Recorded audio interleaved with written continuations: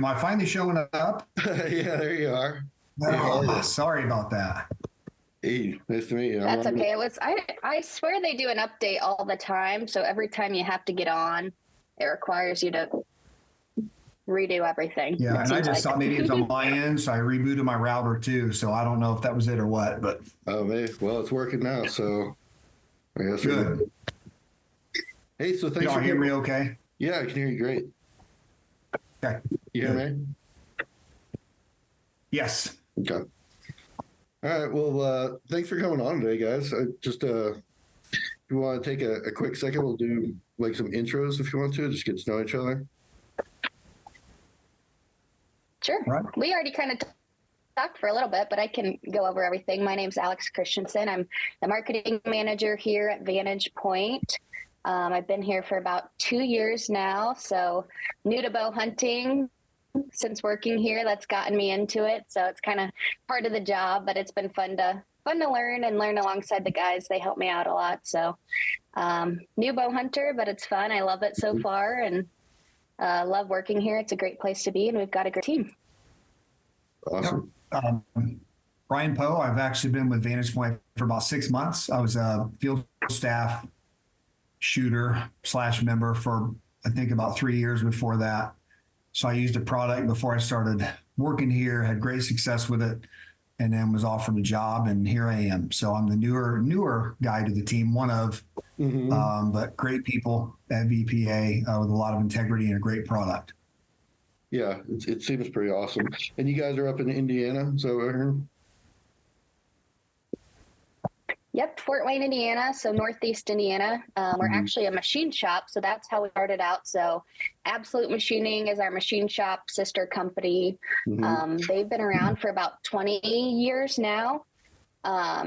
We machine for different industries, not just the outdoor industry, but one of our head machinists, Jeff Miller, who's still with us, wanted to make his own broadhead. He was a big traditional bow hunter, and that's how VPA started. It was, passion for machining and passion for bow hunting. And he found the need for a better quality, fixed blade broadhead. So I think we started out with a 3-blade 150 grain was our first model, and now we carry over 60 different broadheads between 2-blade, 3-blade, single bevel stuff. So a little bit of everything, but that's kind of the background. So VPA has been around for, I believe he started in 2008, 2009, but really just the past couple years we've started selling on our website and getting into archery shops. And so really, even though we've kind of been around for a while, it's, we're still starting up, but growing like crazy.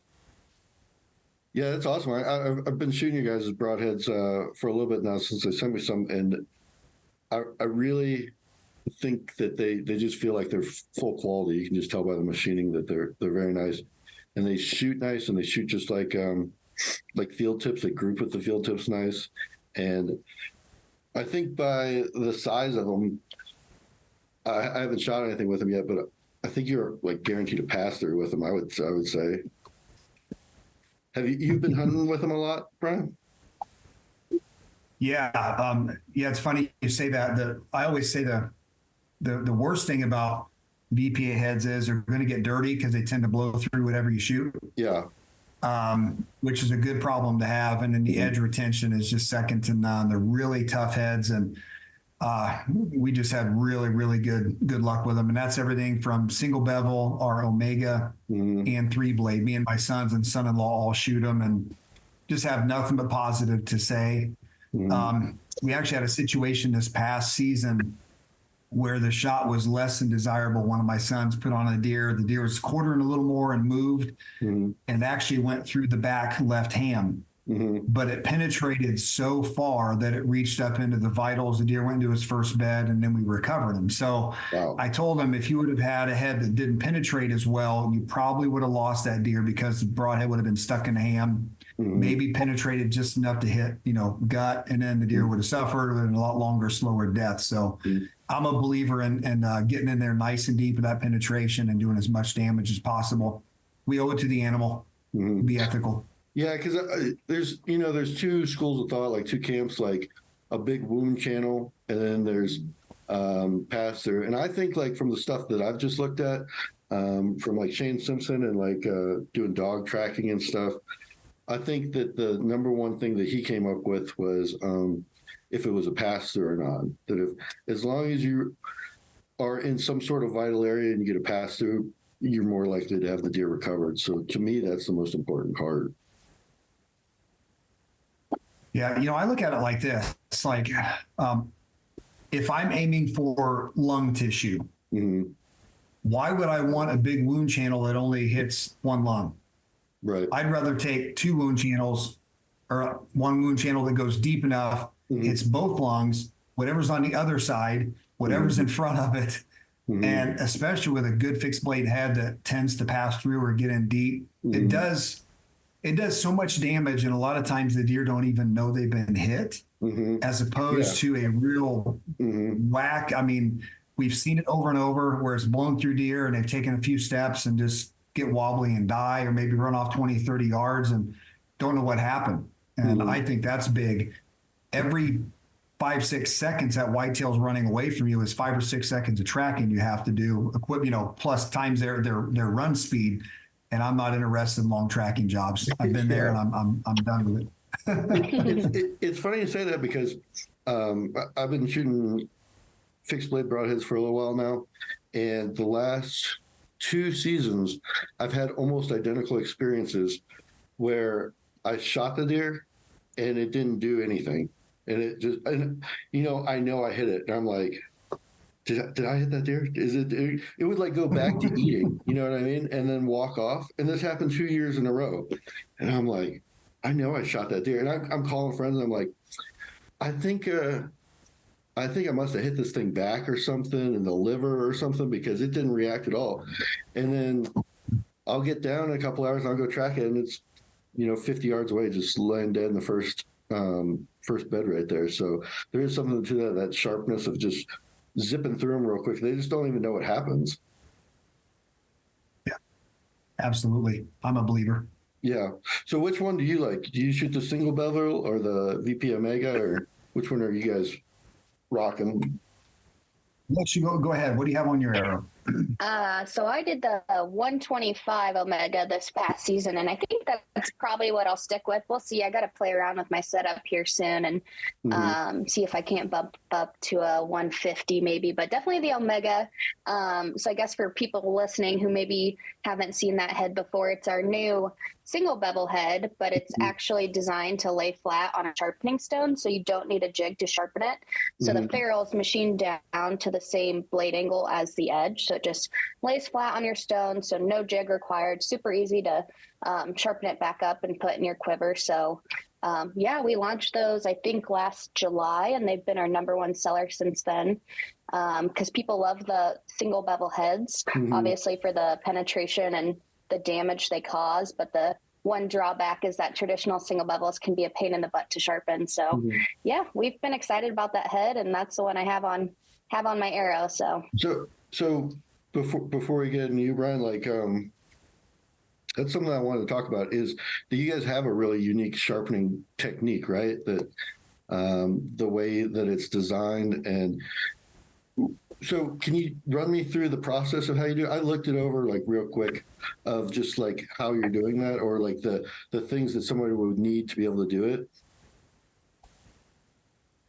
Yeah, go ahead, Brian. You're more into sharpening than me, probably more experienced. So I'm a sharpening nerd. I love doing it, whether it's 3-blade, single bevel, or whatever. I like doing it. So I'm kind of tasked with that for our whole crew. I end up doing it, which is fine. The Omega, the beautiful thing is the ferrule actually matches the angle of the blade. So just as the name implies, lay flat, I just have about an 8-inch piece of carbon shaft, and you just put it on a stone, sandpaper, whatever you're going to use, eventually maybe a strop. And we've used it circular, going away, pulling it back, different ways, and they all tend to work really nice. So this is actually a 200 grain, which is what I shoot, and it performed really, really well. Get a good close up there. You can take a look. So your own having personal those technique, angle match is really nice. So your own personal technique, are you going from sandpaper to stone to strop, or are you just going sandpaper to strop? Or Yeah. Yeah, I use a couple different stones, 300 grit, 600 grit, and then I go to 1,000 and 2,000 grit sandpaper and then finish with a strop. Sometimes the strop isn't needed. If you can get that burr to break off the backside, sometimes it's not even necessary. And I've got the bald spot every September to prove it on my arm. Yeah. Yeah. So, and the beautiful thing is too, that the design of this, if you look on the backside, you can actually put a little micro bevel on the back as well. That angle on the ferrule matches also. So you can lay that maybe on a strop or really fine grit sandpaper and just pull it lightly to break that burr. And these things just get razor sharp. And it looks like it's got a pretty strong tip on there on the end of it. Yeah. Tonto tip.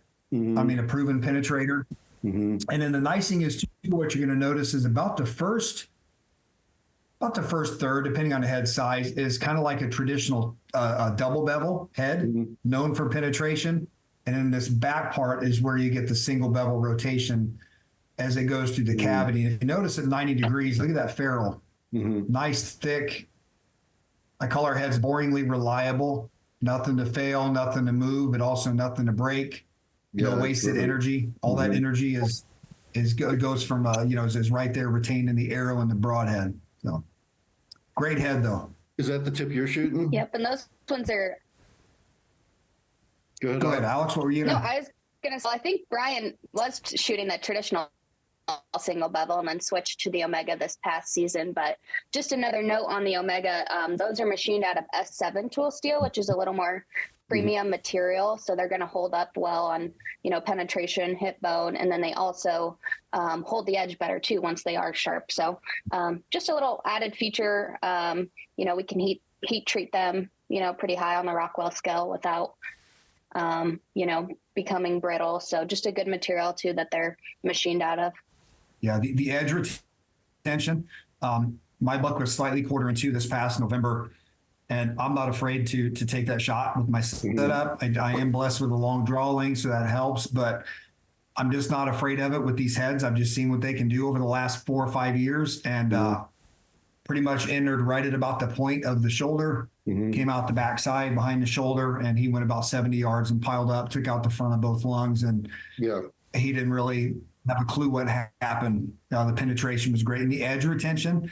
I would have taken that head when I picked it up off the ground. There was no chatter. The tip wasn't rounded. I would have stuck that back in my quiver and hunted with it. I would have felt fine with doing that if I had to. Obviously, I didn't. I'll touch that thing up to put back in the quiver for this year. But yeah, our edge retention is really, really good, and it's all that material. And it also plays a role. The design plays a role. One thing that people advertise as being, I guess, desirable is having just a razor sharp blade. Well, typically, if it's really easy to get razor sharp, it means the blade is thin, and it means this angle is very thin as well, which you're absolutely going to round that if you hit anything hard, which unless you can thread the needle through a rib bone, you're going to hit bone on every single shot, unless it's a gut shot, and then you're in trouble anyway. Right, yeah. But you're going to hit some bone. You're just going to. It doesn't matter where you hit it if it's in the rib cage and forward. So having a head that's going to hold up like that is just, to me, it's irreplaceable. It's peace of mind. And I think that some people don't particularly like to spend a lot of money on broadheads, but they also don't look at the fact that if you get a good quality broadhead like you guys make, that you can use it forever. You know what I mean? You can put it through 100 different animals as long as you're just keeping it sharp. Yep, that's what we always say. Use them until you lose them, basically, is what happens, right? Yeah. Yep. Yeah. And you know what? We believe in a product so much that under normal use, if you were to say blow through an animal and you were to round the tip on that or mess up the edge where you couldn't touch it up and get that out, you send it back and we'll replace it. Oh, really? So we believe in the product much. Yeah. Yep. Lifetime warranty. Oh, that's awesome. Yeah. And it's all American made. And when you call the shop with a problem, you're going to get somebody on the phone who's going to help you. If you happen to get someone immediately who might not have the exact answer, they will get it for you and get back. Our customer service it's exceptional. We get a lot of compliments on that, which means a lot also. Man, that's awesome. So, yeah. One thing I was looking at on your website, I'm really interested in. I've never shot a turkey. with my bow, and I was thinking about trying it this year. And you guys make specifically a turkey broadhead. Can you talk about the design of that? There you go, Alex. Yeah, so I guess in simple terms, really, we've had that head around for several years now. Another design from our head engineer, Jeff Miller, who started VPA, but it's just designed to create drag and stick in the turkey versus a full pass through. Mm-hmm. So they've become super popular, especially over the past couple of years as we've gotten our name out there. You know, a lot of cool videos being submitted of people using the turkey spur, and we offer that one in 125 and 150 grain, so kind of covering the majority of people. I don't know if we'll look to maybe expand that into more grain weights. You know, we'll have to see, but yeah, super popular head. And I haven't had the chance to use that one yet, but I would like to, hopefully here this month, maybe. We'll see. Yeah. The one head we make, we don't want to penetrate all the way through. Yeah. Well, that one in your small game one, right? Is that small game one, is that pretty more for like traditional shooters, or can that be on a compound too? I've never shot a small game with a bow. I don't see why you couldn't. A lot of people keep those in their quiver, compound shooters. I know they'll keep like their 5th or 6th arrow with that, and that's for, you know, possums or squirrels or rabbits or whatever they see to and from the stand, or while they're on stand. If they get bored, they can use those. Trespassers, whatever. Do you guys make any vented broadheads?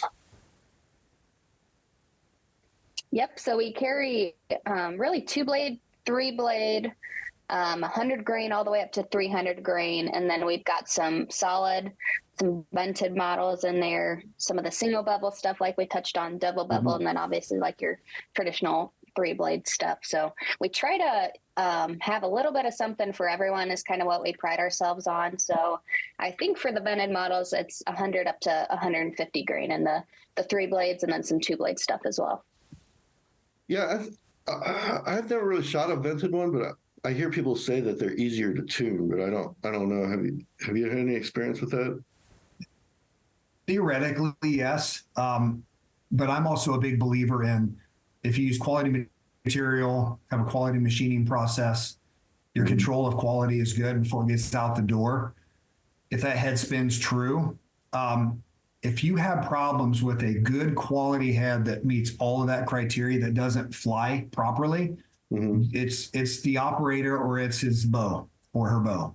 Yeah. It needs to be tuned, or the person is torquing the bow, the release isn't consistent. There's a lot of variables there. Now, I will say that there's a lot of variation in some inserts. You know, if the hole is threaded, offset, or crooked a little bit, you got to realize there's tolerances in the shaft of the arrow, the insert, as well as the broadhead. So if you stack those up, even if they meet a blueprint, tolerance, stack those up. You know, you have to do your due diligence, sometimes mix and match inserts with heads, shaft with insert tune, so you can rotate those to make sure they spin true. And again, it goes back to respecting the game enough, if we're going to hunt it, to make sure that what we're putting in our quiver it's on the money, and we owe animals that. And I'm going to touch really quick on what you mentioned too, with people not wanting to spend the money to revisit that.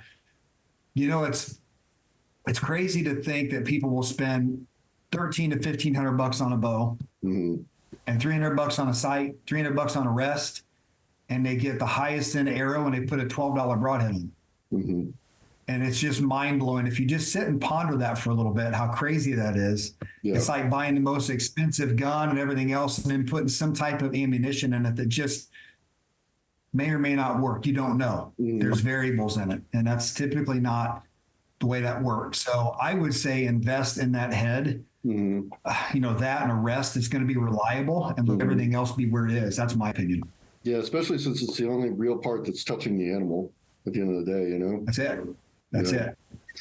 Yeah, and I'm also a person, I'm selfish, but in this regard, I want all of the energy that is created from my bow and pushing that arrow to go into that arrow and through the deer.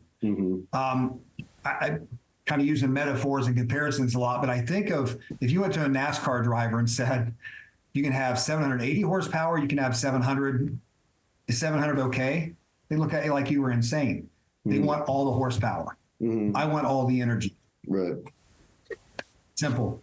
So what are you pairing your broadheads with? What's your setup right now?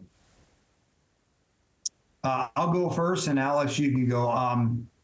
Right now, I'm shooting a PSE Mach 34 carbon. I shoot 70-pound draw, 530 grain arrow. I do have a 31.5-inch draw, which definitely helps generate some energy. So generates a lot of foot-pounds, of energy. And again, I don't want to. I know I could shoot expandables. I could shoot different heads, but I want all of it, all of the energy. I'm tuning this bow and I'm drawing 70 pounds and take advantage of that draw length. I don't think there's a such thing as overkill when it comes to your hunting setup. And I've heard people say that. And I've heard people say, well, yeah, on my traditional bow, I do this, but on my compound, I don't need to. And it just, I don't understand it. It's crazy to me. Well, with a 31-inch draw, even with a 530 grain arrow, that thing's still got to be moving, so. It's about 285. So yeah, it's still trucking. It's still moving. Yeah, that's about what mine shoots, about 285. Nice. Alex, what's your setup? Yep. So like I mentioned, I was kind of just playing around. This past season was my first season getting set up with the bow. So I got the Bear Legit, which I've really enjoyed. I'm only pulling like 45 pounds. I probably need to hit the weights and get that up a little bit. But I think I've got a 26-inch draw. That's good. Okay. I was trying. The first couple times when I haven't shot in a while, I'm like, man, I got noodle arms going on. I need to hit the gym a little bit more, but, yep. And like I mentioned too, I had the 125 grain Omega on the end of my arrow. And then I was shooting, Black Eagle Outlaws. Okay. I believe. So, yep. We'll see what I end up with this year. Need to get it out and start, getting stuff tuned in and see if I'm going to make any changes, but it's been fun to kind of learn and play around with stuff. We've got plenty of broadheads to test around here, so it keeps us busy doing stuff. You guys got any 3D lanes up there, or 3D tournaments or anything in your area? We do. We have a lot. One of our customers, Bass and Bucks and Wabash, they do a lot of state shoots, regional shoots. And then we have one coming up. Alex, I'll let you tell them about that one as well. This one draws people from 26 states and Canada, and it's in a small town here in northern Indiana. So Alex, you can fill them in on that one. Yeah, so it's called the VPA Midwest Classic. So we're partnering with Bass and Bucks, like Brian mentioned, one of our customers. They're a pro shop in Wabash, Indiana, so just about an hour away from us here in Fort Wayne, but they do a great job. I don't know how many acres they have, but they've got a ton of land. So they set up so they set up a lot of, some pretty awesome 3D targets. And that is June 22nd and 23rd, I believe, this summer. So if anybody listening, if you're available, definitely make the trip. Check out our website or Facebook page for more info on that. But some pretty great prizes and pretty awesome people that show up and some pretty well-known shooters. So it really does draw a crowd, and they do a great job hosting that event. And they asked us to kind of be a part of it this season with them. So we're excited. And registration just started today. Oh, closes really? Closes on the 12th. Yep. So, yep. Okay. Yep. Those 3D things are becoming so popular, and it's such a great way to just stay shooting all year long, because I do know a lot of guys that are like, September rolls around and it's time to find the bow in the closet, It's like, I don't know how they do it, because I go like a week or two without shooting, and I'm like, geez, I suck, man. It's like, I'm so rusty. It doesn't take long to get dusty. So you guys going turkey hunting? Brian's not a turkey hunter, which is funny, even though he's been hunting for a long time. He's strictly whitetails, but I'm hoping, like I mentioned, to get out for my first time turkey hunting, hopefully here soon. So I think it's the end of the month. This turkey season starts here in Northeast Indiana. So we've got a lot of, we're surrounded by cornfields and stuff like that right here. So we've got some pretty good spots. So fingers crossed I get something. Yeah, I'm sure. I saw on your Instagram or something, you guys have a brand new product. It was something you could put arrows in, and there's like a brush. What was that?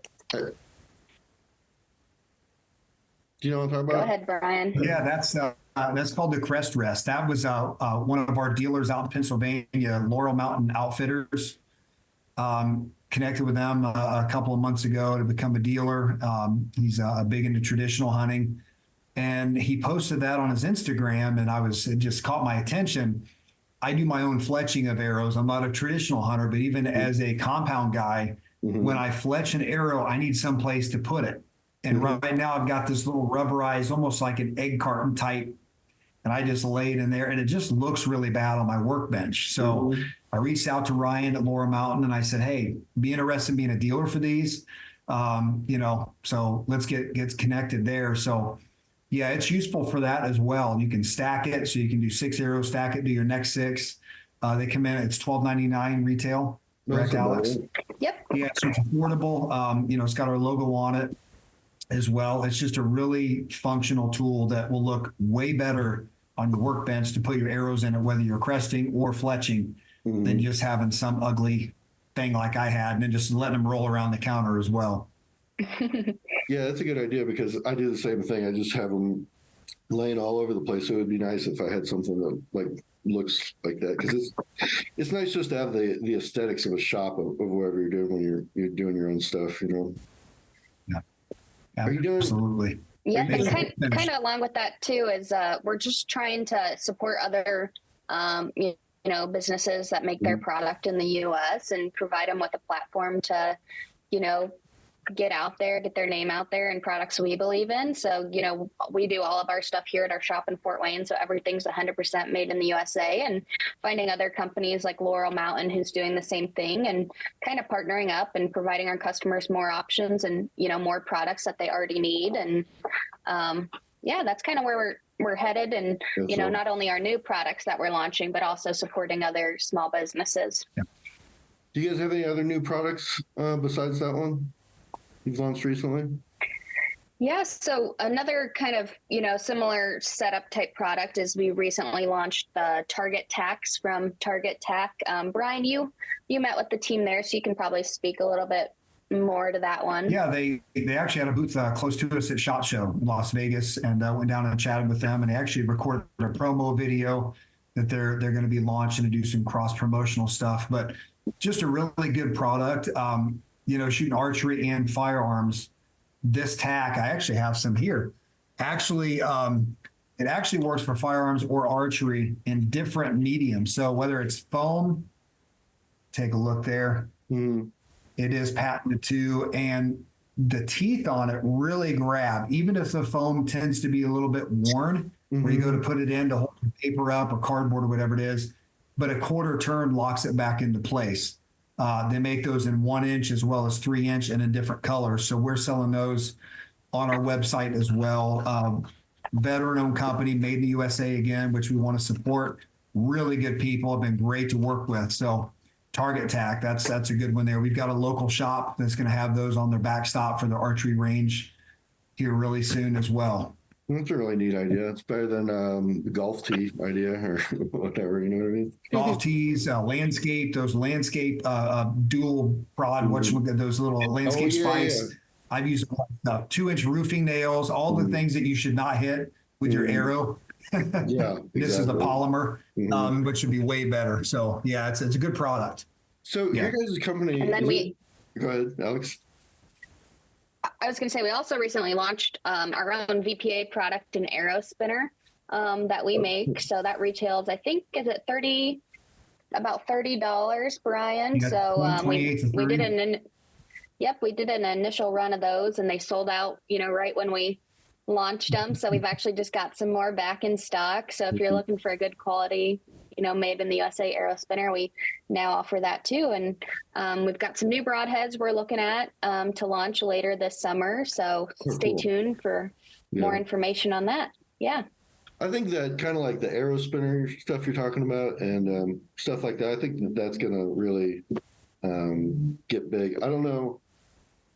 It's either like the distance to a shop or like COVID happening, but like a combination of those two things. I know that like 3-4 years ago, I dropped my bow out of a tree and like during the rut.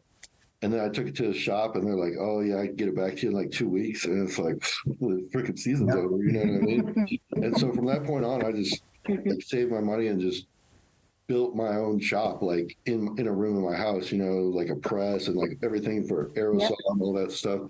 I think a lot of people are going that direction of doing it yourself, because there's so much stuff and information on YouTube now that, you know, it's scary at first to think that you don't know what you're doing, but it's like easy to figure out after a few times. You know what I mean? Yeah. Yeah, I was going to say absolutely YouTube. Like you can watch a video on how to do your D loop or whatever you need to know, and you can kind of figure out everything. So if you really want to be able to do it yourself, you have the resources to do it. And, you know, everybody sells the products you need to have an at-home shop. So yeah. And like you mentioned, some people live, you know, a far distance from a good, you know, shop that they trust. And yeah. I'm also the person, for the same reason I like to eliminate variables with my broadhead, I've had with good archery shops who have maybe left a bolt not tightened or that type of thing, which we're all human. I still am the type of person, though, that if something fails, I want it to be on me. I didn't tighten a bolt, or I didn't tie this in correctly, or I didn't tune this. I torqued the bow, I took a bad shot, whatever it is, I want it to be me. I can look at and I can get better and improve from. I don't want any other excuses or any other things to blame or people. So there are some good shops out there, really good shops. And we're blessed. Bass and Bucks Burkholders is another one close by that I frequent. And they're really good shops, but 99% of the work I do on my bow, actually in the last few years has been 100%, but almost everything I do, from limb swaps to everything, I like doing it too. It's a great hobby, and it's valuable. It's good stuff to know, because during the rut, if you can get your hand on a set of limbs or cams, if you damage your bow or strings, if it's November 1st and you drop your bow or run over the truck or nick your string with a broadhead, I can bring it home and have that thing back up and in service in a couple hours. Yeah, exactly. Yeah, it's just nice to be self-reliant like that. And one thing I do find is I do know of some really good shops, and I do like to support them. And I'll go there and, like, you know, buy stuff from them or get my gear from them. But there are shops that are not good shops, and there are a lot of shop owners I find that like insert their opinion into like what you want, and like almost won't do the things that you want to do. You know what I mean? You're like you might be like, yeah, I want a 530 grain arrow, and the guy's like, no, we're only doing like 400 grain arrows here. That's what you need. And it's like, that's not what I want. You know what I mean? Like, I'm paying for it. Yeah. And you know, I'm all about hearing their input. What do you think? But it's not going to change what I want. They're not the one behind that bow or in my situation. And sometimes they don't know exactly your situation. Even if they ask, it really is irrelevant. Just give me what I want as a customer, make me happy, and I'll come back. Pretty easy. So are you doing any other states other than Indiana this fall? Either one of you guys? Not me. I think I'll just stick to Indiana while I'm just starting out here, but it would be fun. We always talk about going on a hog hunt down south. I think as a team would be awesome. So hopefully somebody can at least make it down there. And then of course we always talk about going out west. We have a couple people planning to do that, but I don't know about you, Brian, just sticking around home. It's a possibility. Utah elk hunting. I need to do it before I'm too old. So that might not be too many years away. But I love whitetail hunting. I'm passionate about it, especially with the bow. I've only used a bow for about the last 10 years. And then I gave up on rifle hunting, shotgun hunting completely, muzzleloader. Good for people who want to do it. I would say that if you want to do it for meat harvest, just go out late season, take a doe or something or whatever, use whatever you want. But for me, the sport of bow hunting, there's just something so pure to that. And it just extends way beyond just a harvest. It's hard. It's difficult. And when it finally happens, nothing like it.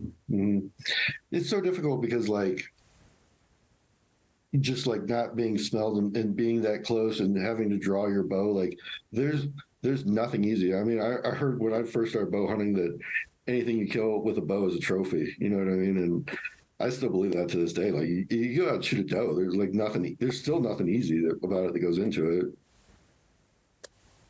Absolutely. Yeah. You talked about, have you been elk hunting before? I haven't. Never. I mean, I Yeah. did some rabbit stuff when I was younger with some older people. I tagged along and raccoon and everything else. But once I went headfirst into the bow hunting whitetail thing, I've never ventured from it. Mm-hmm. Back to the turkey thing, though, my father, my daughter's father-in-law started turkey hunting a few years ago, as far as with a gun, and he told me I need to do it. And another buddy of mine said, and I said, you know what? I've got this obsessive personality, and I think if I were to start it, I probably would go head first into it. Mm-hmm. And being a spring activity, I do some other things around that time, so I don't want to dedicate the time to it to be good at it. Yeah, you will. So I better stay away from that. Yeah, you'll get addicted to it, especially because it's Sure. like the opposite of whitetail hunting. Like everything you love about whitetail hunting, you love turkey hunting because it's the opposite of it. Like you can go with your buddies, you can walk around the whole time. The birds tell you where they are. You can talk to them, you know, and it's warm out. It's nice weather. Yeah, I love it, but I do love deer hunting more. I went elk hunting once, and if I ever go again, I think I'm going to take a guide because I didn't really think it through. I just got drawn for a Montana tag, and I went up to Montana, not even realizing that there's grizzly bears where I was going. And I was just walking around, basically just walking around the mountains for 5 days with a bow like an idiot. And I was almost even too scared to like try to call to the elk because I would find all these trees with scratch marks on them and stuff like that. And then they have like literal signs out there that are like, hey, remember, if you're calling the elk, you're also calling the grizzly bears to dinner. And I was like, man, I was like, I don't know about all this. And I was reality check. And I was sitting on a ridge next to like some like conifers, and it started snowing, and I heard something like right next to me like get up and like shake the snow off. And I was like, no. I was like, I think I'm done. I was gonna walk down the hill from there. But I would like to go back and do it with a guide. But I'm like you, that I'm so passionate about whitetail hunting that I kind of see as like it would be a cool once in a lifetime experience, but it kind of detracts from my time that I have to hunt whitetails for the season. Yeah. I did go. Yeah, for sure. I did go antelope hunting once, which was nice because that season's like in August, so it's real early. I mean, it's hot as crap out, but it's like a good warm up for whitetail season because you get your bow out, you get all your stuff out, and kind of make sure you're still good to go. So, one other thing, go ahead. I was just going to say there's another opportunity I could have in Tennessee, but right now it looks like it would be them being a little warmer than we are, a little further south. Their rut's a little bit later, but I would not miss the Indiana rut to hunt anywhere else. I don't care where it is. I want to be home during that third week of October, the second week in November. I don't want to be anywhere else except in the tree here in Indiana. So if that works out, fine, but it'll have to be either earlier or later than our rut. That's it. So I was looking on your website. Did I see that either you guys already were or you're getting into some stuff with firearms? Yep. So like I mentioned, we're a machine shop. So we've kind of been in that world for a little bit now, machining firearm parts for other companies. But we have a lot of passionate gun guys at the shop, just like we do archery guys. So just I think this past December is kind of when we really launched it. So we are starting out with some pistol compensators that are actually patent pending. So they mount directly to the rail or through a weapon light like a Surefire X300 or right now we also have a Streamlight TLR7 sub model. So no threaded barrel required. They MSRP for $150, so pretty affordable compared to others there on the market, and then 50 state legal too, since they don't require the threaded barrel. Okay. Do you guys shoot a lot? Yep. So Brian's kind of been our official tester. I think you're probably the biggest guy. You and Shaden, who helped design it, probably have been, putting a lot of rounds through it. We've also worked with a lot of the, the big YouTubers out there that do a lot of the testing. some other third parties who do testing for us too. We definitely want to, make sure we're doing thorough testing and spend enough time during the R&D stage before launching the product. So a lot of requests from customers to, make comps for a certain gun model and certain weapon light. So we're kind of trying to keep up as fast as we can. It's been pretty popular since it launched. So it's been fun to kind of enter, the firearm realm of things and not just, stay in the archery lane. So we went to SHOT Show, like Brian mentioned, and got some good exposure there. And we've got some new ideas we're working on too. So it'll be fun to see kind of, what we can launch this year. Yeah. And we actually have a couple of those models too, Ronnie. They've been the SIG P320 full size and compact, the M17, M18. We've had those at Fort Moore in Georgia being unofficially tested by some U.S. Army personnel, some guys from their marksmanship team. And then they've got a couple of the Glock comps, and they're testing those at the 75th Ranger Regiment there at Fort. It's the Fort Moore, but it used to be Benning. But either way, it's all right there. So it's unofficial, but what we want to eventually do is, get a contract there with the Army and get those things in the holsters of a lot of soldiers. Oh, that'd be great. That'd be really awesome. Yep. Okay. Well, I want to be cognizant of you guys' time. I think we're coming up on an hour here. You guys, anything in closing remarks or anything you want to talk about before I let you guys go? And we can, you can let me know where people can find you and stuff. Alex, you go ahead. So I guess, just to wrap it up, like we mentioned, we've got that event coming up here in June, a big trail shoot in Indiana, Wabash, Indiana. So if you're available, definitely check that out on our Facebook page and website, and registration opens today. So that'll be a lot of fun.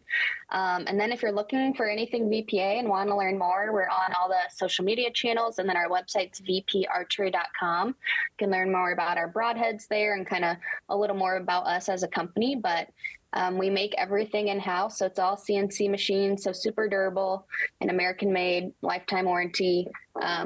We take pride in taking care of our customers and keeping everything here in the U.S. So if you have questions, give us a call, and you'll be talking to one of us.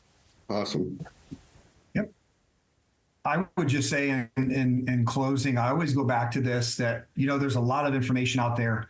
Like there's good archery shops and there's bad ones. There's also good information and bad information. So be careful whom you get information from. Make sure it's a reliable source, somebody who has been there, done that, not a poser, not just somebody who's a social media influencer. My recommendation would be, if you want to tinker with your setup at all for hunting, don't go off the deep end, crazy fast and light or crazy heavy. Let's say you're happy with your arrow performance. Maybe your broadhead hasn't performed. Put a good fixed blade, durable, one-piece machine head, hopefully made in Fort Wayne, Indiana, on the end of your arrow. Don't worry about inserts. Don't worry about fletching, knocks, anything else. Start there. And then you can tinker either way you want to from that point. But just a broadhead, razor-sharp, durable head makes a massive difference on consistency of penetration. And I believe in ethically harvesting animals a lot more effectively. So start there is what I would say. And then one more thing that reminds me of too, Brian, if you are, like most people right now, tinkering with your setup or getting ready to, we do offer a field point test kit on our website. Oh, cool. So it's, I think, $8 or $9, but you get a field point of each grain weight from 100 all the way up to 300. So you can throw the field point on the end of your arrow and get some shots in and see, what flies the best before, deciding on what broadhead you're going to purchase and shoot that season. And also a test pack, Alex. We do also, I forgot about that one. We have a broadhead test pack as well. So you get 3 different weights, 3 different types, whatever you choose, and you can test those things out as well. So is your 3-pack, is that like, do I pick which ones I get, or is it already set? Yep. So if you go to our website under the broadhead section there, it should just say custom test pack. And the price kind of varies a little bit depending on which ones you pick, but you could do a single bevel, you could do a 3-blade and a turkey spur, if you're just wanting to, see what you want to go with before, pulling the trigger on a 3-pack of one certain kind. So that's kind of a fun thing we added over the past couple months for people who like to, test around with them before committing. That's a very cool thing. I don't know of anybody else doing that. So that's very cool. Okay. Well, I appreciate you guys' time. Great And I picture. appreciate you guys coming on. I'd like to check back in with you guys at the end of the season, see how your season goes, and what updated products you said, because you said you're launching some new broadheads maybe at the end of the summer or something. Yep. As long as we can keep up, we're, like I mentioned at the beginning of the podcast, we've just been going like crazy every day, working our hardest to, get everything out in time for season. I know people are getting ready to, make their choices and get zoned in. So, we post updates to our social media pretty often. So stay tuned there to see kind of what the updates are. And we announce all our new products there. So yeah, let's definitely do it again. Meet back up in a few months and see what's new. Okay, good. All right. Well, thank you very much, guys. It was nice meeting you. Thank you, Ronnie. Yep. Thanks, Ronnie.